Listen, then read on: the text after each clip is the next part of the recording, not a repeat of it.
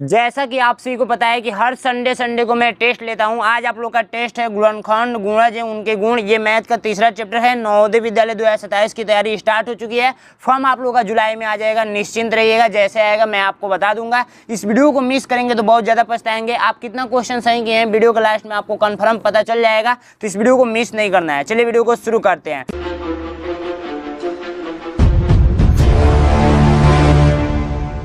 सबसे पहला प्रश्न कह रहा है कि एक अभाज्य संख्या के कितने गुणनखंड होते हैं। तो जब भी मैं आपको पढ़ाया था अच्छे तरीके से आप लोग को ये प्रश्न बताया था। ये पहले चैप्टर में भी है और गुणनखंड वाले चैप्टर में आए हैं, तो इसलिए प्रश्न मोस्ट इंपोर्टेंट में मैं रखा हूँ।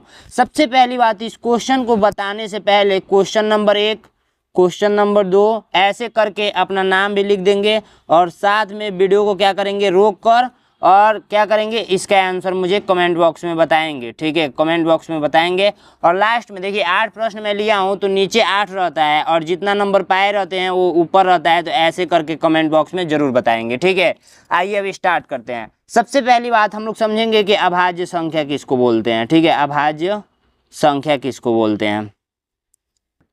अभाज्य संख्या उसे बोलते हैं जो एक और स्वयं से कटती है। इसका परिभाषा में आप सभी को बताया था। तो जो संख्याएं एक और स्वयं, एक और खुद से कटती है वो क्या कहलाती हैं, अभाज्य संख्याएं कहलाती हैं। और इसका मैं ये भी बताया था कि जिसका गुणनखंड ओनली 2 हो, फैक्टर ओनली 2 हो, उसको अभाज्य संख्या बोलते हैं। तो वहीं पे मैंने याद भी करा दिया था, जैसे 2, 3, 5, 7, 11, 13 ऐसे करते करते ये अनंत तक जाता है। ठीक है, तो मैं जब आपको पढ़ाया था तो ऐसे बताया था ना, जैसे देखिए इसका गुणनखंड यदि निकालेंगे तो 1 से कटेगा एंड 2 से कटेगा।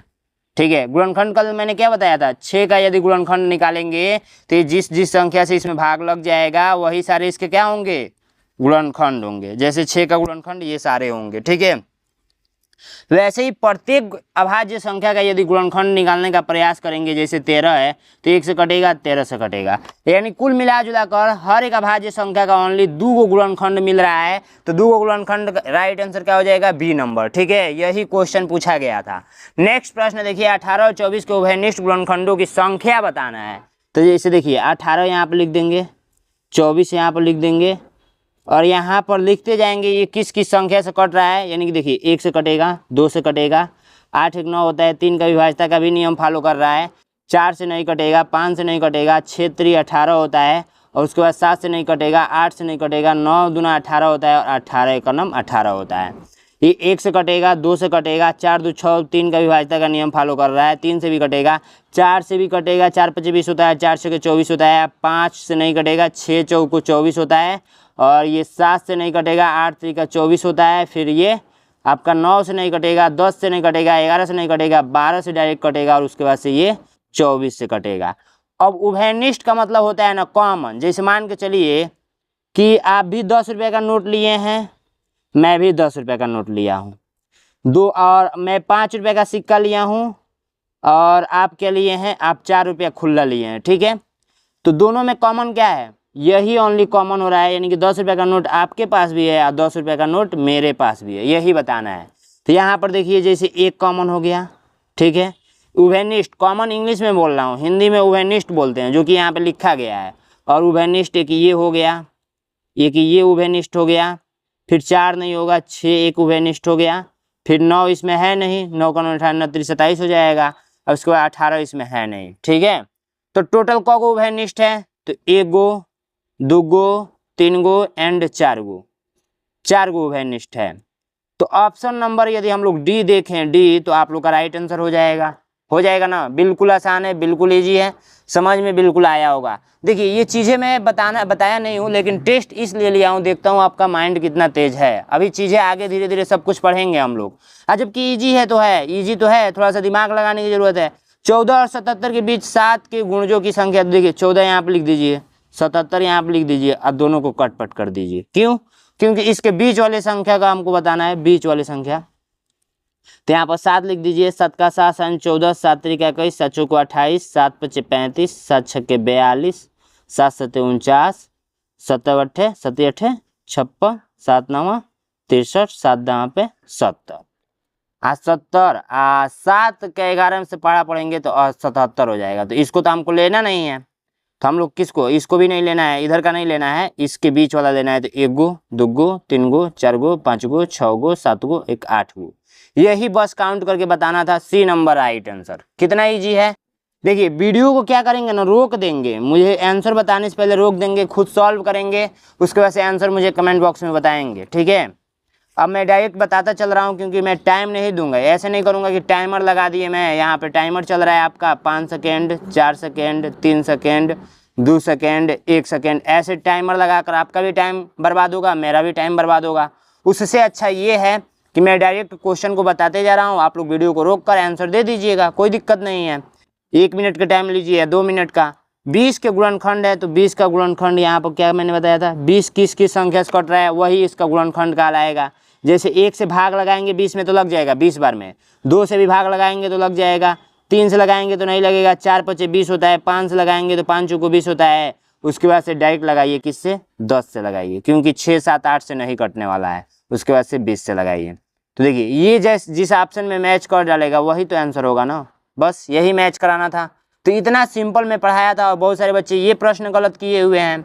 तो आप लोग ध्यान रखिए, बिल्कुल अच्छे तरीके से दिमाग लगाकर क्वेश्चन करना होता है एग्जाम में, और ऐसा ही प्रश्न आपके एग्जाम में आएगा तो आप लोग गलत करके चले आएंगे। 36 के गुणनखंडों की संख्या बताइए। तो 2 तरीका मैंने बताया था, एक तो 36 को ऐसे लिख लीजिए और ऐसे करते जाइए, 1 से कटेगा 2 से कटेगा 3 से कटेगा 4 से कटेगा 6 से कटेगा 7 से नहीं कटेगा 8 से कटेगा 8 16 24 32 40 नहीं कटेगा 9, फिर उसके बाद से 12 12 24 36, फिर उसके बाद से 18 दूना में 36, फिर 36 से करना में 36।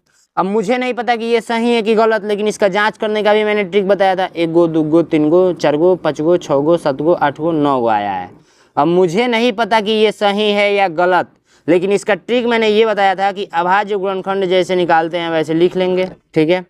2 से कट करेंगे 18 हो जाएगा, फिर इसको 2 से कट करेंगे 9 हो जाएगा, फिर इसको 3 से कट करेंगे 3 हो जाएगा, फिर 3 से कट करेंगे 1 हो जाएगा। अब इसको क्या करेंगे, गुणनखंड के रूप में लिख लेंगे, ठीक है। 2 गुणे 2 3 गुणे 3। अब ये देखिए, इसको यदि लिखना चाहेंगे तो ये 2 का पावर 2 और गुणे 3 का पावर 2, ठीक है। मैंने क्या बताया था, इसके घात में ओनली 1 जोड़ दीजिए, घात में ओनली 1 जोड़ दीजिए, और जो भी आ रहा है इसका गुणा कर लीजिए, 3 गुणे 3 इक्वल टू 9।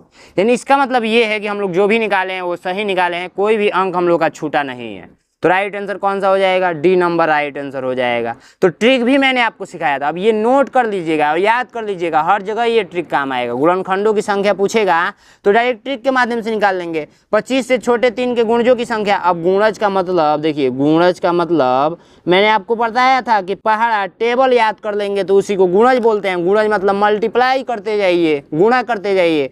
जैसे 25 से छोटा बोला है तो 25 यहाँ पर लिख दीजिए और इसको कट कर दीजिए और 3 का पढ़ा पढ़ दीजिए। 3 का 3 3 6 3 3 का 9 3 चौको 12 3 5 15 3 6 18 3 7 21 3 8 24।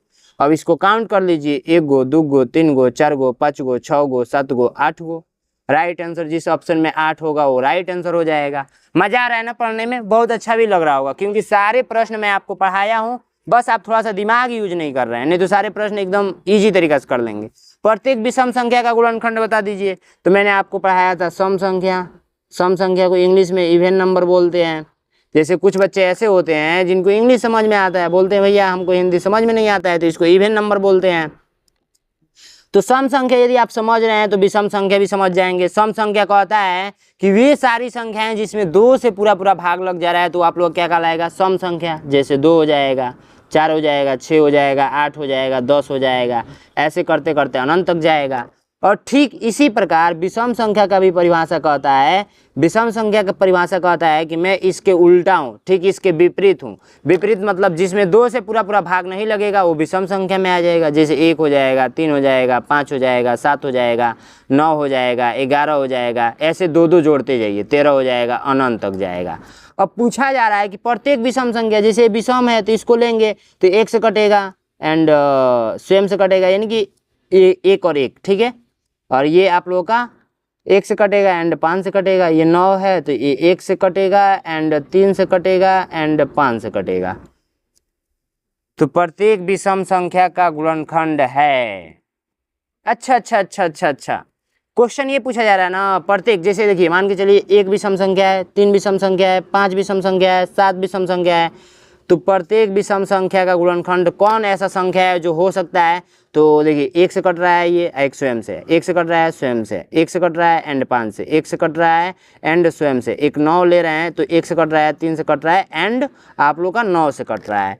तो देखिए जो हर एक में कॉमन हो वही न है ऐसा जो हर एक संख्या, हर एक विषम संख्या का गुणनखंड है, तो एक ही तो है, बी नंबर राइट आंसर हो जाएगा। चलिए नेक्स्ट प्रश्न देखते हैं। 80 के अभाज्य गुणनखंड निकाल दीजिए। तो 80 ऐसे लिख देना है और जैसे एलसीएम निकालते हैं वैसे कर दीजिए। छोटे क्लास में आप लोग पढ़े ही होंगे, इतना बताने की जरूरत नहीं है विस्तार में। देखिए 2 से कट करते हैं तो ये हो जाएगा 40, फिर ये 2 से कट करते हैं, डायरेक्ट 2 से कट कर रहे हैं ना तो इसका आधा कर दीजिए 20 हो जाएगा, फिर 2 से कट कीजिए तो इसका आधा 10 होता है, फिर 2 से कट कीजिए तो ये होता है 5, और फिर इसको 5 से कट कर दीजिए तो 1 होता है। तो ये जो आप लोग आया है 2 गुणे 2 गुणे 2 गुणे 1 मिनट 40 20 10 5 1, 40 20 10 5 1, 2 गुणे 2 गुणे 2 और फिर 1 और 2 फिर 5, एक ही ऑप्शन में है भाई, यहाँ पर 2 बना लीजिए। ठीक है, तो आप लोग का जो राइट आंसर आया है वो आया है सी नंबर। जो भी छात्र ये आंसर निकाले होंगे और बाय द वे ये आंसर नहीं मिला होगा तो इनका ये वाला आंसर सही है। ठीक है, ध्यान इस बात का रखेंगे। और सभी छात्रों को सूचित किया जाता है कि 299 रुपये का बैच चल रहा है। ठीक है, 299 रुपये का, इतना कम प्राइस में आप लोग को कहीं बैच नहीं मिलेगा। अभी ये ऑफर के रूप में चल रहा है। ठीक है, अगर ये ज्वाइन नहीं करेंगे तो इससे होने वाली आपका नुकसान मैं बता देता हूँ। डेली आप लोग मोस्ट इंपोर्टेंट क्वेश्चन का सीरीज आप लोग नहीं देख पाएंगे, जो कि 6 से 7 बजे हमेशा क्लास आती है। ठीक है, और हर संडे को आप लोग टेस्ट नहीं दे पाएंगे, जो कि टेस्ट आप लोग देखे ही हैं कि कितना मस्त तरीके से था। और आप लोगों का जो तीसरा प्रॉफिट है, घर पे बुक भेजा जाएगा। मैं खुद बुक बना रहा हूं और बुक आपके घर पे जाएगा, तो ये भी बहुत मज़े की बात है। और तीसरा प्रॉफिट है 5 प्रैक्टिस सेट आपको मिलेगा, प्रैक्टिस सेट जो कि आप लोग प्रैक्टिस करके एग्जाम देने जाएंगे। और 8 पिछले साल का पेपर मिलेगा, जो कि मोस्ट इम्पोर्टेंट रहेगा। पिछले साल का प्रीवियस क्वेश्चन पेपर सॉल्व करना काफ़ी ज़्यादा ज़रूरत है, उसका एनालिसिस करेंगे और उसमें से प्रश्न बहुत सारे लड़ते हैं। तो 93 36 56 81 64 पे आप लोग कॉल या व्हाट्सअप करेंगे और अपने पापा मम्मी से बात कराएंगे। ध्यान रखें कि इसमें और भी सारे फीचर्स हैं जो कि मैं यहाँ पे नहीं बता पाया हूँ। नैनो एग्जाम का ऐप डाउनलोड करेंगे तो वहाँ पे सारे फीचर्स आपको पता चल जाएगा। आप एक बार कॉल भी करेंगे तो मैं आप डिटेल्स में पूछेंगे तो डिटेल्स में बता दूंगा। फिलहाल में इतना फीचर्स आपके लिए कम नहीं है। 299 रुपये में पूरे 1 साल का फीस है और इसमें तीनों सब्जेक्ट पढ़ाया जा रहा है, जैसे मानसिक योग्यता, ठीक है, मानसिक योग्यता, और आप लोगों का मैथ का भी पढ़ाया जाता है, मैथ का भी, और उसके बाद से हिंदी का भी। तीनों सब्जेक्ट कवर कराया जा रहा है काफ़ी कम फीस में। तो जाइए ज्वाइन कीजिए, ऑफर मिस मत कीजिए। Thank you so much. इस वीडियो में इतना ही था, फिर मिलते हैं नेक्स्ट वीडियो में। तब तक के लिए जय हिंद, जय भारत।